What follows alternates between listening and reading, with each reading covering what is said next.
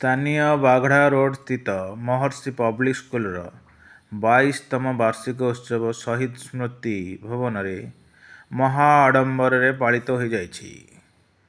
ସ୍କୁଲର ଅଧ୍ୟକ୍ଷ କାଜଲ କାନ୍ତି ମହାପାତ୍ରଙ୍କ ସଭାପତିତ୍ୱରେ ଅନୁଷ୍ଠିତ ଉତ୍ସବରେ ବାରିପଦା ମ୍ୟୁନିସିପାଲିଟିର ଏକ୍ଜିକ୍ୟୁଟିଭ୍ ଅଫିସର ଶ୍ରୀଯୁକ୍ତ ଦେବୀ ପ୍ରସାଦ ରାଉତ ମୁଖ୍ୟ ଅତିଥି ଭାବେ ଯୋଗଦେଇ ପିଲାମାନଙ୍କୁ ଦିଗ୍ଦର୍ଶନ ଦେବା ସହ ଆଜିର ପିଲା କାଲିର ଭବିଷ୍ୟତ, ପିଲାମାନଙ୍କୁ ସଠିକ୍ ବାଟରେ ନେବା ଓ ଶିକ୍ଷକ ଓ ଅଭିଭାବକଙ୍କର ଦାୟିତ୍ୱ ଅଛି।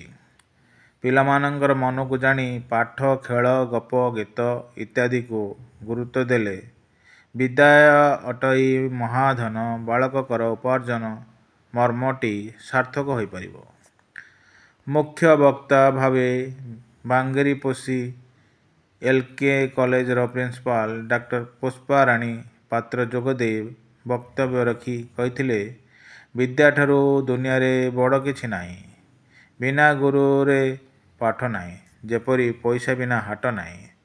ତେଣୁ ପିଲାମାନେ ଗୁରୁଙ୍କଠାରୁ ଶିକ୍ଷା ଲାଭ କରିବା ସହ ଆଶୀର୍ବାଦ ଲାଭ କରିବା ମଧ୍ୟ ଅତି ଜରୁରୀ। ସାମ୍ପ୍ରତିକ ଦୁନିଆରେ ଛାତ୍ରଛାତ୍ରୀମାନେ ସଂଗ୍ରାମ କରି ବଞ୍ଚିବା ପାଇଁ ଶିଖିବା ଉଚିତ। କାରଣ ପରିଶ୍ରମୀ ହିଁ ପରିଶ୍ରମର ଫଳ ପାଇଥାଏ। ପରିଶ୍ରମ କେବେ ବୃଥା ଯାଏ ନାହିଁ।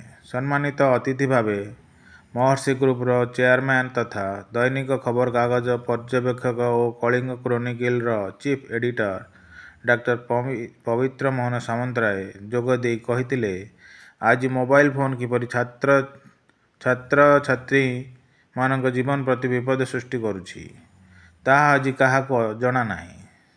ତେଣୁ ଏଥିରୁ ଦୂରେଇ ରହି ପାଠ୍ୟପୁସ୍ତକକୁ ପୁଙ୍ଖାନୁପୁଙ୍ଖ ଅଧ୍ୟୟନ କରିବା ଉଚିତ।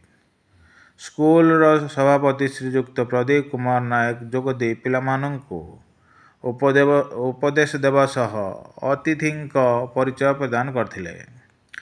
ଅତିଥିମାନେ ଯୋଗ ଦେବା ଅବସରରେ ପ୍ରଥମେ ପ୍ରଦୀପ ଲଗାଇବା ପରେ ଉପସ୍ଥିତ ଅତିଥି, ଛାତ୍ରଛାତ୍ରୀ, ଶିକ୍ଷକ, ଶିକ୍ଷୟିତ୍ରୀ ଓ ଅଭିଭାବକଙ୍କ ସହ ସାମୂହିକ ଗୁରୁପୂଜନ କରିବା ପରେ ସଭା କାର୍ଯ୍ୟ ଆରମ୍ଭ ହୋଇଥିଲା।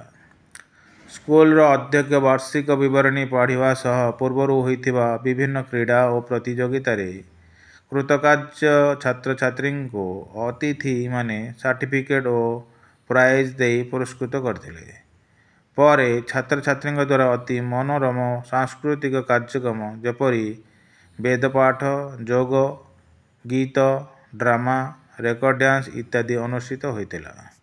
ସ୍କୁଲର ଶ୍ରୀ ଅଶୋକ କୁମାର କର ସଭାକୁ ସାଫଲ୍ୟ କରିବାରେ ସହଯୋଗ କରିଥିବା ପ୍ରତ୍ୟେକ ବ୍ୟକ୍ତିଙ୍କୁ ଧନ୍ୟବାଦ ଦେଇଥିଲେ।